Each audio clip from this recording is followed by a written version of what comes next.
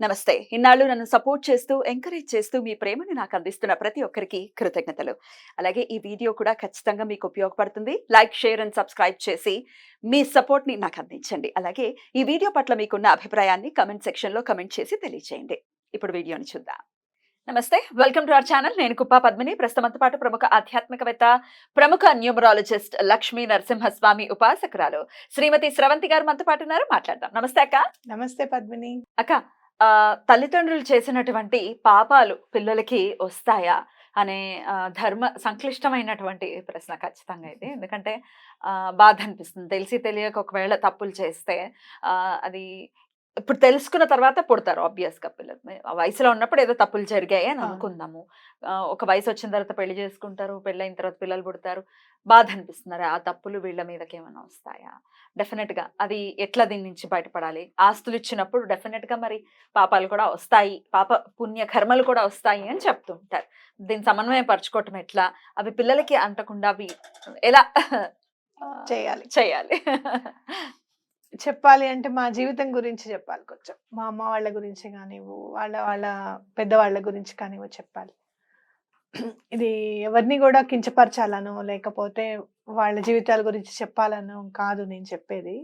అంటే నాకు అర్థమైంది ఇంత ఉంటుంది అనేది. నిజంగా చెప్పాలి అనంటే అదే సినిమాలో అరుంధతి ఏం పాపం ఎలా దీన్ని నివృత్తి చేసుకోవాలి అని చెప్పి తను బయటకు వస్తుంది చూసావా? అట్లా నేను ఆల్మోస్ట్ ఒక 11 years నేను దీని గురించి రీసెర్చ్ చేశాను. అసలు ఏంటి ఈ బాధ ఏంటి, ఇలా ఎందుకు అయింది, మా అమ్మ వాళ్ళ ఫ్యామిలీ అసలు పుట్టకొకళ్ళు చెట్టుకొకళ్ళు ఎందుకు అయిపోతారు అలా అని చెప్పి చాలా నేను పడ్డాను అనమాట. ఎందుకు అనంటే మా అమ్మమ్మ వాళ్ళకి చక్కగా వాళ్ళు మంచి పొజిషన్లో ఉన్నారు. ఆయన చక్కగా కరీంనగర్ జగిత్యాల్లో మంచి పొజిషన్లో జాబ్ చేసేవారు మా తాతగారు. అంత పొజిషన్లో ఉండి 6 పిల్లలు చక్కగా వెంటనే 3 పిల్లలకి పెళ్ళిళ్ళు అయిపోయి హ్యాపీగా లీడ్ అవ్వాల్సిన లైఫ్ అనమాట. కానీ ఎప్పుడు కూడా ఒకళ్ళకి సహాయం చేయడం అనేది ఇప్పట్లాగా అప్పుడు ఉండేది కాదు. మనం దాచుకోవాలి అనే ఇది ఉండేది కాదు. మనతో పాటు ఎవరినైనా పైకి తీసుకొని రావాలి, అయ్యో మనం కాకపోతే ఇంకెవరు చూస్తారు మన వాళ్ళని అనే మైండ్ సెట్లో ఉన్న రోజులు అనుకో. ఇంకా అయితే మా అమ్మమ్మ గారు వాళ్ళ నాన్నగారు ఆయన బొగ్గు వ్యాపారం చేసేవారు. బొగ్గు వ్యాపారం చేసేవారు అని అంటే చాలా రోజులు నేను చిన్నప్పుడు నేను అనుకునేదాన్ని మామూలుగా కోల్ బిజినెస్ ఏమో అనుకునేదాన్ని. రాక్షస బొగ్గు ఉంటుంది కదా మనకి సింగరేణిలో అక్కడ దొరుకుతుంది కదా, అదేనా తీసుకొచ్చి ఏమన్నా రాక్షస బొగ్గు అంటే అంత పెద్ద పెద్దగా ఉంటుందనా? కాదు రాక్షస బొగ్గు అంటే మీకు బై నేచర్ వచ్చేస్తుంది అనమాట. దానంతట అదే తయారైపోతుంది, మైన్స్ లో ఉంటుంది. ఇప్పుడు మనకి సింగరేణి అదంతా కూడా మైన్స్ లో లోపల. అదేమైనా తీసుకొచ్చి సేల్ చేసేవారేమో, చాలా లాభాలు గడించారేమో అట్లా అని నేను అలా అనుకునేదాన్ని చిన్నప్పుడు. కానీ తర్వాత నాకు తెలిసిన విషయం ఏంటి అని అంటే ఆయన పచ్చనివి తోటలు కొనేసేవారు అనమాట. ఇంకా సాగుకి రావు అన్నవి ఉంటాయి కదా చెట్లు కూడా. లేదు అంటే కొంతమంది ఏం చేస్తారు, మామిడి పంట వేసుకుంటారు, సరిగ్గా రావట్లేదు అంటే కనుక అది ఇంత అని అమ్మేస్తారనమాట, చెట్లతో సహా అమ్మేస్తారు. అవి కాల్చేసేవారు, ఆ చెట్లని బొగ్గు కోసం అని చెప్పి కాల్చేసేవారు అనమాట. వాటిని కాల్స్తే బొగ్గు వస్తుంది. పచ్చడి చెట్లు. పచ్చడి చెట్లు. అయితే నాకు ఈ విషయం మా అమ్మమ్మ గారు వాళ్ళ చెల్లెలు చెప్పారు అనమాట. ఇట్లా చేసేవారు మా నాన్నగారు. కానీ అప్పుడు మా బామ్మగారు వాళ్ళు పెద్దవాళ్ళు ఉంటారు కదా, ఆయనకు పెద్దవాళ్ళు ఉంటారు కదా, ఆ వ్యాపారం వద్దు నాయన చాలా కీడు చేస్తుంది అని చెప్పేవారు. కానీ తర్వాత నాకు ఇట్లా వాళ్ళు చితికిపోయారు. తర్వాత ఇట్లాంటి ప్రాబ్లమ్స్ వస్తే నేను అనుకున్నాను, ఆహా అని ఇలా అయిందిలే అని అనుకున్నాను. అన్నప్పుడు మామూలుగా మాట్లాడారు కానీ అది నా మైండ్లో రిజిస్టర్ అయిపోయింది అనమాట. ఓహో దీనికి ఇది పాపము, దీన్ని ఎట్లా మనం నివృత్తి చేసుకోవాలి. అది చూడు ఎక్కడి దాకా మమ్మల్ని కూడా వెంటాడిందిగా. ఇంకా మేము కూడా చాలా బాధలు పడ్డాం. అట్లా చూసుకుంటే మా అమ్మమ్మ గారి వాళ్ళ ఫ్యామిలీలో ఎందుకు తగులుతుందంటే మా అమ్మమ్మ గారు మా తాతగారు భార్య అవుతారు, మేనరికం అనమాట. సో ఆటోమేటిక్ గా దగ్గరే కదా అంతా, ఇంకా అదే సర్కిల్లో ఫ్యామిలీ కదా. ఇంకా మరి వాళ్ళ అమ్మాయిని చేసుకున్నప్పుడు కష్టమో నష్టమో ఆస్తో పాపమో పుణ్యమో అన్ని భరించాల్సిందే, తీసుకోవాల్సింది. అట్లా మా అమ్మమ్మ ఫ్యామిలీలో ఎవ్వరూ ఆనందంగా లేరు పద్మిని అసలు. ఉమ్. ఆవిడ కన్న పిల్లల్లో ఎవ్వరు ఆనందంగా లేరు అసలు. ఆ! ఎందుకిట్లా అంటే ఆవిడకున్న పిల్లల్లో మా అమ్మకి మేమిద్దరము, మా పిన్నికి ముగ్గురు. వాళ్ళు ఏదో బాధ. ఆడపిల్లలేనా అందరూ? ఆడపిల్లలు ఇద్దరు, ఒక్కడే ఒక బాబు ఉన్నాడు వాళ్ళకి. అసలు నిజంగా చెప్పాలంటే మ్యారేజెస్ లేట్ అవ్వడము, పిల్లలు లేట్‌గా పుట్టడము అట్లా అన్నమాట. నాకు గూడా పిల్లలు జాతకం చూసినప్పుడు మా మామయ్య గారు అన్నారు, "నీకు పిల్లలు చాలా కష్టము. అది ఇది మీ ఇద్దరి దాంట్లోనూ లేదని." అంటే నేను దండం పెట్టుకుంటే నాకొకసారి బాబా గారు కనిపించారు కలలో. కనిపించి, "బాబాగారు ఇలా దోషం ఉందని అంటున్నారంట. ఆ దోషం తీసి అవతల పారేసాను. నువ్వేం బాధపడకు, నేనున్నా గదా" అని అన్నారు. కానీ ఇవన్నీ ఆలోచిస్తూ ఉంటే, ఓహో! బాబాగారు మనల్ని చాలా సార్లు రక్షించారన్నమాట. ఏవైనా గూడా అంటుకోకుండా మనకి అనేది నాకు అనిపిస్తుంది. అయితే ఇవన్నీ గూడా మరి పాపం ఎట్లా దాన్ని మనం నివృత్తి చేసుకోవాలి అని అనుకున్నప్పుడు కుక్కే సుబ్రహ్మణ్యేశ్వర స్వామి టెంపుల్‌కెళ్ళినప్పుడు నాకు కరెక్ట్‌గా రీజన్ దొరికిందనమాట. అక్కడ ఒక బుక్కు అప్రయత్నంగా నా చేతికొచ్చింది. అప్పాజీ ఉన్నాడుగా, ఇది చదువు అని జెప్పిచ్చాడు. ఇచ్చినప్పుడు నేను చదువుతుంటే నాకసలు ఎప్పటినుంచో నేను వెతికే ప్రశ్నకి ఈరోజు సమాధానం చెప్పారు స్వామి ఇక్కడ. అంటే ఏంటంటే, ఖచ్చితంగా ఏదన్నా దాంట్లో రాశాడు. తోటలకి గాని ఎంత రాశాడు చూడు స్వామి, అసలు ఎలా చెప్పారో చూడు. సర్పాలకి ఎటువంటి హాని కలిగించినా కానీ అవి తిరిగే ప్రదేశాలకి, అంటే తోటలకి, తోటలని ఎందుకు రాయాలి అసలు, నాకు స్ఫురణకు రావడానికి చూడు అసలు.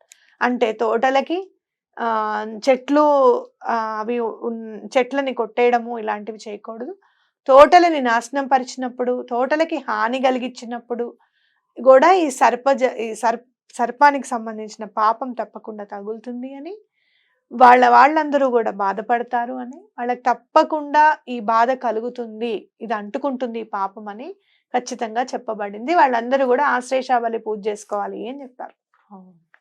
అందరికీ ఆయనకన్నా సంతానం అందరికీ కూడా పిల్లలు లేట్ రావడము, పిల్లలు లేటుగా పుట్టడము, మ్యారేజెస్ లేట్ అవ్వడము, లేకపోతే సక్సెస్ఫుల్ మ్యారేజెస్ కాకపోవడం, లేకపోతే స్కిన్ ఇన్ఫెక్షన్స్తో బాధపడడం, ఇట్లాంటివన్నీ నేను చూసాను. అయితే దానికి నివృత్తి ఏంటి అని అంటే అంటే తోటలకి ప్రాబ్లం ఎందుకు, తోటలు కాల్చేస్తే ఏంటి ప్రాబ్లం అంటే సర్పములు తిరిగే ప్రదేశం కదా, ఒకటో రెండో ఏమన్నా ఉండొచ్చు కదా అంటించుకున్నప్పుడు. అది కాబట్టి ఆ పాపం అనేది వెంటాడింది అని నాకు ఖచ్చితంగా నమ్మకం. అయితే ఇప్పుడు ఆయన ఏం చేశానా, కుటుంబం కోసం చేశారు. ఆయన ఏదో కావాలనో లేకపోతే సాడిస్టిక్ మెంటాలిటీస్ అయితే కాదు కదా. వస్తుంది అనుకున్నారు, చేశారు. బిజినెస్ అనుకున్నారు, వ్యాపార దృక్పథం ఉంది కాబట్టి చేశారు. కానీ ఈ కింద జనరేషన్స్ అన్ని కూడా ఏవి కూడా వాళ్ళు కావాలని కాదు కదా, వాళ్ళ తప్పేం లేదు, వాళ్ళు తప్పేమి లేదు, అయినప్పటికీ పర్యవసానం ఫేస్ చేస్తారు. కానీ జీవి మాత్రం ఎన్నుకుంటాడట. ఇక్కడ కూడా చూడు నువ్వు, జీవి ఎన్నుకుంటాడట ఏ తల్లిదండ్రులు కావాలి అని. మనం ఏదో ప్లాన్ చేసుకోవడం కాదు, జీవి ఎన్నుకొని తన కర్మను తను అనుభవింపజేసే ప్రదేశంలో ఆ ఇంట్లో పుట్టాలి, అక్కడికి కర్మ పరిపక్వం అవి నేను మోక్షాన్ని పొందాలి అనుకుంటాడట. సో మనకేంటంటే అలా వచ్చినప్పుడు, అలా ఏదన్నా ఈతి బాధలు పడినప్పుడు తప్పకుండా స్వామి క్షేత్రంకి వెళ్ళి ఆశ్లేషాబలి పూజ చేసుకోవాలి. ఇప్పుడు చెప్పు, పెద్దలు చేసిన పాపం పిల్లలకి వస్తుందా రాదా? అది ఖచ్చితంగా వస్తుంది. అయితే ఇవన్నీ కూడా తెలియని చేసిన వాటికే ఇంత అనుభవిస్తే, తెలిసి చేసే వాటికి ఎంత అనుభవించాల్సి ఉంటుంది మన పిల్లలు అనేది మనం ఖచ్చితంగా బేరీజ్ చేసుకోవాలి. అన్నిటికీ ఆన్సర్ ఆశ్లేషాబలేనా? ఆశ్లేషాబలి సర్పజాతికి సంబంధించినవన్నీ, ఇట్లా అనుకోకుండా కాల్చడము, లేకపోతే అనుకోకుండా సర్పము దెబ్బతిండి. ఇప్పుడు సర్పం అట్లా వెళ్తున్నప్పుడు మనం ఆగాలి, అది రోడ్ మీద మొత్తం వెళ్ళిపోయిన తర్వాతనే మనం వెళ్ళాలి. లేదు అంటే గనక ఎక్కడన్నా సర్పం మీకు కనపడింది, చనిపోయి ఉంది, దానికి అంతిమ సంస్కారం చేయాలి కంపల్సరీగా, లేకపోతే అది కూడా పాపమే. ఇలాంటివి ఏమన్నా చేస్తే గనక తప్పకుండా మీరు ఆశ్లేషాబలి చేయించుకోండి. అదర్వైజ్ మీకు ఏం పాపం చేసామో తెలియదు, ఇది అంతర్లీనంగా ఉంది మా ఇంట్లోది మాత్రం. అక్కడికి వెళ్ళిన తర్వాత అర్థమైంది మనకి, ఓహో ఈ పాపం చేసాము అనేది అక్కడికి వెళ్ళిన తర్వాత నాకు అర్థమైంది. అలా అంతర్లీనంగా ఏదైనా ఏం చేసామో అర్థం కావట్లేదు అన్నప్పుడు కూడా ఆశ్లేషాబలి చేసుకోవడం బెస్ట్. ఇప్పుడు చూడు, మనము చాలా ఫాస్ట్ జనరేషన్స్ లో ఉన్నాం. చాలా మంది అని నేను అనను. కొంతమంది తప్పు జరిగిందండి. ఇట్లా మ్యారేజ్‌కి ముందు గూడా మా పాప అబార్షన్ చేయించుకోవాల్సొచ్చిందని. మీకు అట్లాంటివేమైనా కాల్స్? వస్తాయి పద్మిని. వస్తాయి. వస్తాయి. కాకపోతే చాలా నర్మగర్భంగా చేయించుకోమని అనక ఏం చేయాలనేది మీకు తెలుసండి. ఇక నేనేం చెప్పాలని అంటా. నేను అంతకు మించి ఇక నేనేం అనలేను. కాబట్టే జాగ్రత్తగా ఉండాలని చెప్పేది.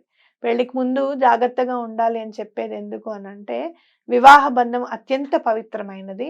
సృష్టి కార్యము అనంటే, సృష్టి కార్యానికి మీరు ఎటువంటి పరిస్థితుల్లోనూ హాని కలిగించకూడదు. ఆ పాపం వెంటాడుతుంది కాబట్టి వివాహ బంధంలోకి ఎంటర్ కానిదే సృష్టి కార్యానికి మీరు అర్హులు కాదు అని చెప్పేది అందుకే. అయితే మ్యారేజ్ అయిన తర్వాత కూడా పాప తర్వాత మళ్ళీ పాప పుడుతుందేమో అని టెన్షన్, ఇలాంటివన్నీ కూడా నేను చూస్తుంటా. అయితే నేనేమంటా అంటే, అలా సంసిద్ధం అయితేనే మీరు నెక్స్ట్ దానికి వెళ్ళండి. బాబే పుట్టాలి ఖచ్చితంగా అని అనుకుంటే బెటర్ టు అడాప్ట్. ఒక బాబుని తీసుకొని వచ్చి అడాప్ట్ చేసుకోండి. అంతేగాని అంతేకాని అలాంటి తప్పులు మాత్రం చేయకూడదు. మనం ఎటువంటి పరిస్థితుల్లోనే అలాంటి తప్పులు చేయకూడదు. ఎట్లాంటి సందర్భాల్లో ఎట్లా అక్క ఈ పాప నివృత్తి? పాపం నివృత్తి నేను చాలా చదివాను పద్మిని. కానీ గర్భాన్ని తీయించేసుకున్నందుకు మాత్రం పాప నివృత్తి ఎక్కడా లేదు. ఎక్కడా లేదు. నేను చాలా సార్లు చాలా మంది పాపం బాధపడతారు. మేము అప్పుడు చాలా తప్పు చేశాము. ఆ తప్పుని మేము ఇట్లా అనుభవిస్తున్నాం ఈ రోజు. అప్పుడు అలా అనుకున్నాము, చేసేసుకున్నాం. అంటే ఇప్పుడే ఎందుకు అనుకున్న వాళ్ళు కూడా ఉంటారు. ఇప్పుడే ఎందుకు అనుకున్న వాళ్ళు కూడా ఉంటారు. అలాంటి అది కొంతమంది పెద్దవాళ్ళు కూడా చెప్పేస్తున్నారు అక్క సలహాలు. పెళ్ళయిన వెంటనే ఇప్పుడేం కనకండి అని చెప్పిన వాళ్ళు నా పర్సనల్ లైఫ్ లో నేను చూసాను.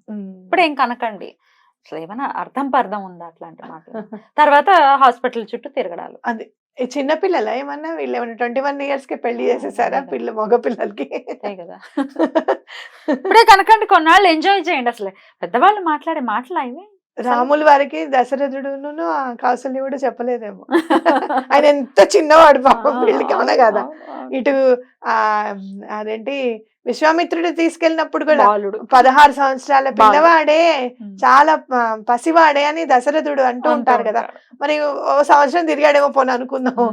చిన్న పెళ్ళే కదా, అవునా కదా. కాబట్టి అంత చిన్న వయసులో ఏం చెయ్యట్లేదు కదా.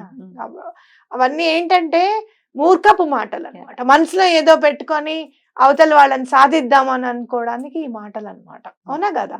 అంటే అవతల మనిషికి మీద ఏదో వేరే కోపం ఉంది, దాన్ని ఎలా ప్రదర్శించాలి? కోపాన్ని ప్రదర్శించేది లేదు, అందుకని ఈ మాటని ప్రదర్శించేద్దాం. ఘోరం. అసలు ఎంజాయ్ చేయడానికి పిల్లలు అడ్డెలా అవుతారు అసలు? నిజంగా మాట్లాడుకుంటే ఎంజాయ్ చేయడానికి పిల్లలు అడ్డా? అది ఆహా, నాకు అసలు అర్థం కానటువంటి విషయాలు ఇవి. రైట్. కాబట్టి ఎటువంటి పరిస్థితుల్లో నా పని చేయకూడదు. మరి అట్లా చెప్పమ్మా. ప్రక్షాళన చేసుకోవటం ఎట్లా? ప్రక్షాళన దొరకలేదు పద్మిని. నేను చెప్తున్నా కదా, తోటను కాల్చిన దానికే నేను ఎన్ని సంవత్సరాల నుంచి ఆల్మోస్ట్ 11-12 ఏళ్ల నుంచి నేను చూస్తున్నాను. ఏంటి దీనికి ఏంటి రీజన్, ఎట్లా చేయాలి, ఏం చేయాలి, చెట్లను నాటమని చెప్పాలా, చెట్లను మనం నాటాలా, వాటరింగ్ చేయాలా, ఏం చేస్తే బాగుంటుంది అని అంటే, నాకు ఆల్మోస్ట్ మన అది పాపకి ఎంత 12 సంవత్సరాలు, మన ఆదిత్రికి 12 సంవత్సరాలు టైం పట్టింది నాకు వెతికి ఆన్సర్ దొరకడానికి. మరి దీనికి ఎంత టైం పడుతుందో నాకైతే తెలీదు. కాకపోతే ఏ పాపానికైనా నిష్కృతి లేదు అనుకున్నప్పుడు, దొరకనప్పుడు గాయత్రి మంత్రాన్ని, ఎవరి చేతన గాయత్రి మంత్ర జపం చేయించుకోవడము, వీళ్ళ పేరు మీద వీళ్ళు చేయడం కాదు, తప్పకుండా ఒక బ్రాహ్మడికి అప్పచెప్పి గాయత్రి మంత్ర జపం చేసి అది వీళ్ళు తర్పణ ఇవ్వాలన్నమాట. మళ్ళీ శాంతి హోమం అవి కూడా చేస్తారు, దశాంశ హోమం అని చేస్తారు. అంటే 1,00,000 గాయత్రి చేస్తే 10,000 జపంతో హోమం చేస్తారు అనమాట. అలాంటిది ఏదైనా ఉంటే కనుక మన వాళ్ళు ఉన్నారు, నేను చెప్తాను ఎలా చేసుకోవాలి ఏంటి అని చెప్పి. వాళ్ళకి అప్పచెప్పేస్తాను. రైట్. తప్పకుండా. ఇంకా రకరకాల చిన్న పాపాలు ఉంటూ ఉంటాయి, భార్యాభర్తల మధ్య గొడవలు పెట్టడాలు, లేకపోతే ఈ దొంగతనాలు, ఇంకొకటి ఇట్లా చిన్నవి తప్పులు ఉంటాయి. ఒక్క విషయం చెప్తా, భార్యాభర్తలు ఇద్దరు కూర్చుంటే మన పిల్లలు కూడా ఇటు నుంచి మంచినీళ్ళు ఇవ్వడమో, ఇటు నుంచి ఒక పుస్తకం ఇవ్వడమో అది చేయకూడదు. గొడవ పెడితే ఇంకేముంది, అయిపోయి అదేదో అంటారు చూడు, అయిపోయి జోలికి వెళ్ళొద్దు అసలు. అది నిష్కృతి లేని పాపాలు చేయకుండా ఉండండి. దానికి ఎలా చేయకుండా ఉండాలనే దాని మీద ప్రాక్టీస్ చేద్దాం. మన కోపం వస్తుంది ఒక్కోసారి, ఏదన్నా సత్యమైన వాక్కైనా సరే ఇద్దరు భార్యాభర్తల్ని విడగొడుతుంది అని అంటే అది చెప్పొద్దని చెప్పారు, దాచేసుకోమన్నారు. వద్దు, వాళ్ళిద్దరు కాపురం చేసుకోవడం బెటర్. నువ్వు ఇక్కడ అబద్ధం చెప్పినా పర్వాలేదు కానీ వాళ్ళిద్దరి మధ్యకి వెళ్ళకూడదు. సత్యమైన వాక్కుకి కూడా అవకాశం లేదు వాళ్ళిద్దరి మధ్యలోకి వెళ్ళడానికి. వాళ్ళిద్దరి మధ్యలో గొడవ వస్తుంది అంటే ఇంకా ఏం చెప్పినా ఇక అది చెప్పే వాళ్ళకి వదిలేయడమే అన్నమాట. ఇంకా తప్పు, పొరపాటు. వైఫ్ లేనప్పుడు దీనివల్ల ఏమవుతుందంటే కుటుంబంలో రిలేషన్స్ కూడా పాడైపోతుంది. రేపు మీ ఆవిడ లేదు కాబట్టి చెప్తున్నాను రా, అది ఉంటే అరుస్తుందంటే అరిస్తే అరిచింది, అది ఉన్నప్పుడే చెప్పు. అది అరిస్తే అరిచింది, తప్పేమీ లేదు. కానీ ఆవిడ ఉన్నప్పుడే చెప్పు. నేను లేనప్పుడు వాళ్ళు మాట్లాడరు అనేది ఆవిడ మైండ్ లో ఉండాలి. అవునా కదా? కరెక్ట్. రైట్ అక్క, చాలా చక్కగా ఎక్స్ప్లెయిన్ చేశారు. డెఫినెట్ గా తెలిసి చేయకుండా ఉండాలి. ఒకవేళ మేము తీసుకెళ్ళినప్పుడు కానివ్వండి, మీరు వెళ్ళినప్పుడు కానివ్వండి, తప్పకుండా వెళ్ళి ఆశ్రయ శాబలి తప్పకుండా చేసుకోండి అక్కడ. రైట్ అక్క, thank you so very much అక్క. నమస్తే. నమస్తే.